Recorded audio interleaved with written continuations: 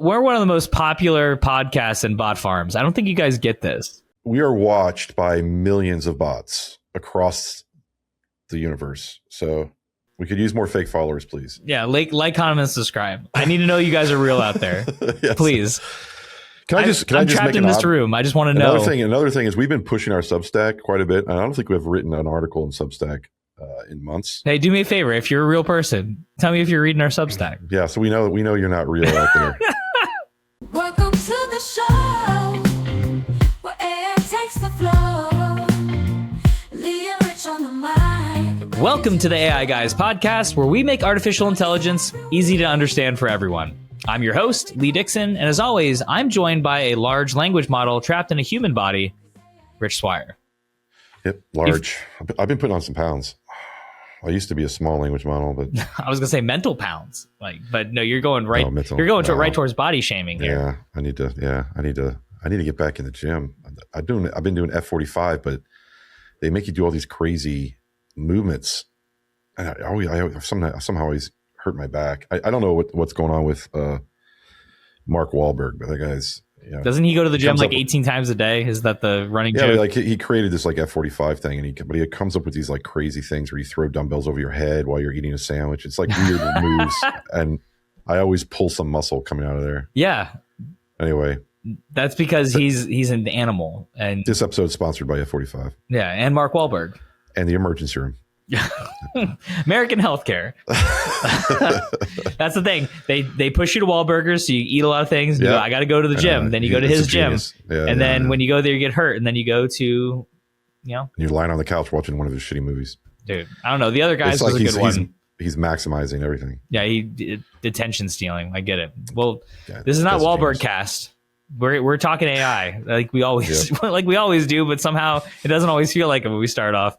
But today we're going to do a shorter episode. We are going to talk a little bit about, because we've been hearing from our clients, especially those that are in like the technical space or in some of these industries that are somewhat really starting to become like legacy stacks and just whatever industries they service, that there's this institutional knowledge and this fear that, as AI kind of comes in, starts taking over a little bit more work inside of the space. And, certain people are like, okay, I've got my next 1 to 3 years before I'm ready to just, peace out and retire. Like there's a lot of information around that business, around the process and procedure that's going to walk out the door. So I think today, talking just briefly about some of those new risks that we have with employees leaving, AI breaking, not knowing what to do there, and why I think that knowledge transfer is probably your number one thing in 2026 that you should be focusing on if you're going to be an agent-driven business.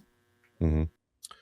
Yeah, it's a great use case for AI, right? Is when we talked about, kind of not just curating and collecting your existing knowledge base, whether you're dealing with your applications or your documents that are all scattered everywhere, but the knowledge in your workforce is extraordinarily important, especially since a lot of that knowledge is very intuitive knowledge and a lot of it's never written down, right? It's standard operating procedures might live in the ether, but they constantly change. And, somebody might have very high familiarity with your customer base, but it's not in your CRM, or somebody might really, really understand your product because obviously they might have built it or they might have helped support it, but nothing ever makes it to the user guide.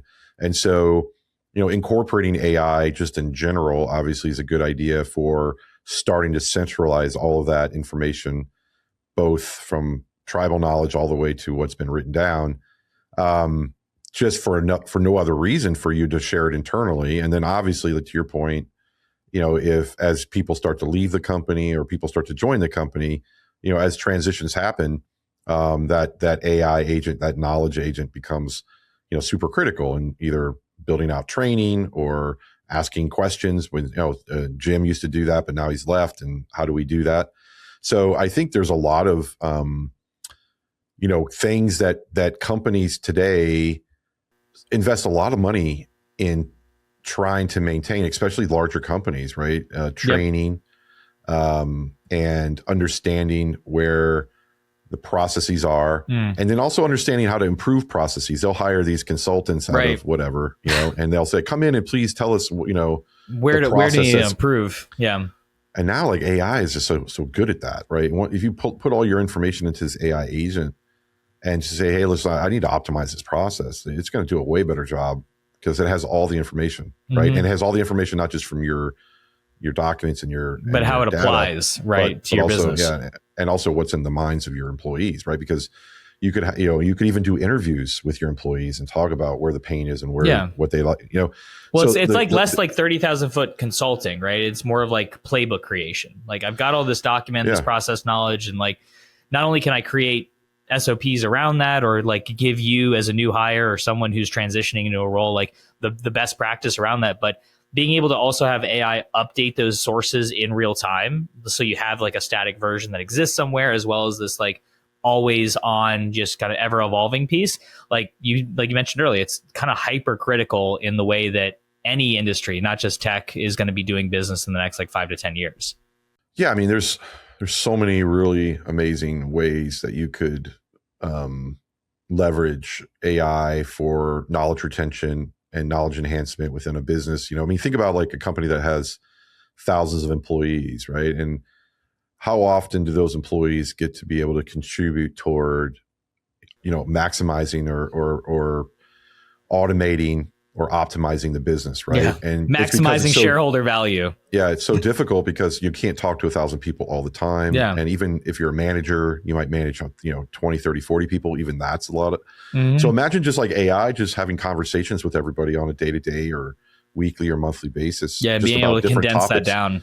Yeah, it's the ultimate comment box, right? And AI can then take that information, and then if there's outlier information, if there's like a few people that come up with crazy ideas, you can put that in one box. But if there's 60, 70% of your people are saying the same idea, and you're like, okay, well, that seems like agreeable. Like we seem to have consensus that this process sucks and we need to improve it.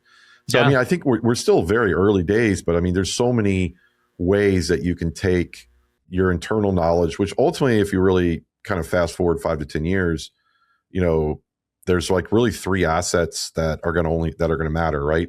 The number one asset is going to be, what it is that you actually sell, right? The value that you sell, and how do you retain that, and how do you maintain, how do you continue to improve that, and maybe even incorporate AI into staying relevant.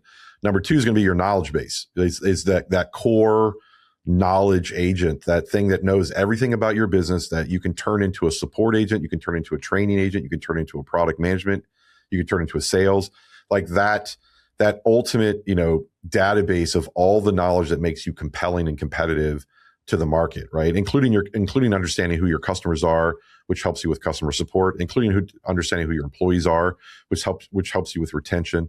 So just having that singular knowledge, AI model is massively important, right? And then, the third, quite honestly, the biggest asset is going to be your customers, right? Is how you are going to extend your value proposition to your customers. But it all ties back to that singular asset of like, I can treat my customers better, I can treat my employees better. Yeah. If I have more knowledge, if I am sharing, I'm communicating at scale with my customers, right? So today, let's just say an average company might talk to their employees and ask for input once a year, right? Or once a quarter. It's an anonymous thing at the end. Fill out this form. It has 5 questions. Or it's like but what insight are you really getting from that? I mean, that's the issue. You have meetings, but nothing ever really kind of correlates into some action items, right? Yeah. And then same thing with customers. How often do you talk to customers outside of maybe them having support issues? Like, have you ever really sat down with customers and talked through about what their business plan is, what they're thinking about doing in a year, 2 years, 3 years, and how does that correlate with your roadmap? Yeah. And it's the reason why we don't do this is because we don't have the money or time to do it, right? We just don't have we don't have the staffing to do it. We're just, do it. And then it's like, what do I do with that afterwards? Cause like, that's the other thing is like maintaining, how do you process that information? Maintaining, again, not every business is a Fortune 500, right? But like even a small to medium sized business might have a couple hundred customers that are doing something with them once a month. And it's like, how do you actively take all of that and use the information you've now been provided to like make actionable steps? You have someone that wants to, but then they get inundated with other things. So like AI can be that conduit that takes it in, understands it, applies your business and their position as a customer to it, and then can delegate like the good feedback that you actually should hear. Yeah, no, I mean, it's a pretty straightforward, very focused thing that every business should be thinking about, right? Knowledge transfer into the AI, which is step 1, right? Whether it be converting documents, it's kind of like, the 80s or 90s when they had to go from paper to digital, right? It's the same heavy lifting that has to happen here, although it's not as heavy as scanning thousands of documents, but it still requires like, okay, I got to transfer this stuff into the AI so that at least has some baseline knowledge. And then you got to transfer it from the heads of your employees. And then you have to use that data to then do knowledge enhancement, right? And really start to expand on that knowledge. And then now you can really have the AI be participatory in building out what the future of your company looks like, right? If you need the AI to say, hey, you have all my information about my employees, you have all my information about customers, you have my information about products, you understand all this and that. Like, how do I optimize this? Or how would you propose this? Or where could be gaps in my business here? So, I think a lot of people underestimate what you give AI just a seedling of a prompt or of training, and it can grow a massive oak tree from that because it has, the world's knowledge inside of it. It's thinking about things from so many different angles.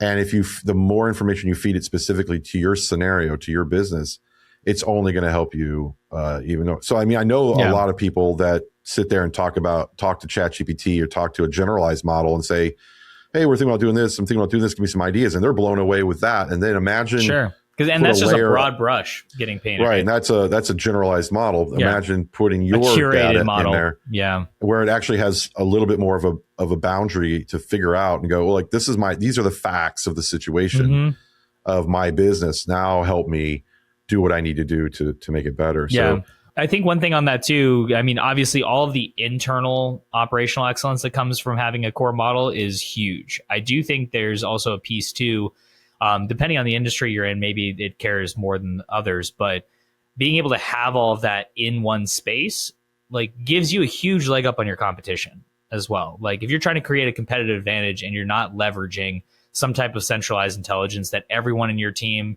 not even talking about augmenting, but like giving you, a superpower to go out there to market with new product, or, creating agents to, simplify things that happen there. There's just so much that you can do with it. And I think sometimes, especially right now with looking at where I'm going to be able to save money and create more value internally to get more work out of my workforce without overworking them, you run into, maybe not thinking 2 or 3 or 4 steps ahead, like we talk about skating where the puck is going. It's like, you see the value in this. Now think about how you can leverage that once it's in place to do all of these other things. And I'm not talking about shooting, 1,000 silver bullets. It's more like, now I see that there's a wide road ahead of me. It's not just like a pinhole I'm trying to thread a needle through. It's like, now I can really do so much more because I have a stranglehold on actually what my business knows or doesn't know about what we do, about our customer, about our process and procedure.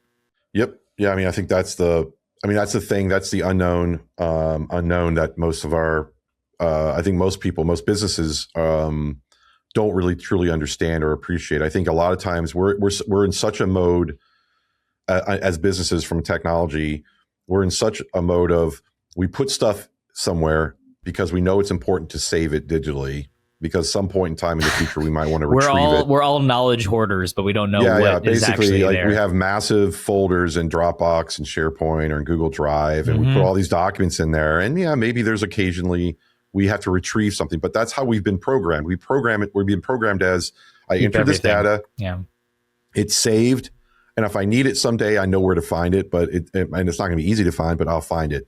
And the idea that you can actually put something into a system and actually get 10x in return is a foreign concept. It's never been true. And AI now, for the first time, presents that opportunity, but people are they have not made that mind shift yet. They don't understand that if I give it one document, it can give me millions of documents in return for a wide variety of reasoning, right? If I give it my support database, it can generate me a new support database, a better one. It can generate training. It can handle tickets. It can, do everything. Like, if I just give it a little bit, it will give me everything in return. It's just not the case with other software. So I think that the concept of knowledge, and why we're kind of stressing the importance of, not only retaining and transferring that knowledge from your existing team, because AI kind of for the first time allows you to have this kind of like collective consciousness with the power of humans. Obviously by itself, it doesn't have consciousness, but what you're allowing for is if every single person in your company is putting information into the AI, then by de facto, it's going into one singular source where it can all be shared. So there's a collective consciousness and collective knowledge base there that can then turn around and exponentially add value. Because you're getting the best of the best from that knowledge transfer. And so focusing on that and really investing in that, to me, is, like you said, is going to be the biggest, I think it's going to be the biggest shift next year, is people are going to start to go, all right, if I give this thing everything I've got, I'm curious of what it's going to give me in return. And once people see what it can give in return, it's going to be, that's where I think for the first time, you'll see real investment. Absolutely. And for everyone listening, thanks again for joining us on this episode. If you haven't already, hit that subscribe button to stay in touch. Also, check out our Substack for more content, which we link to this episode to continue this discussion. Until next time, stay curious, stay informed, and we'll see you on the next episode. Take care, everyone. Welcome to the show.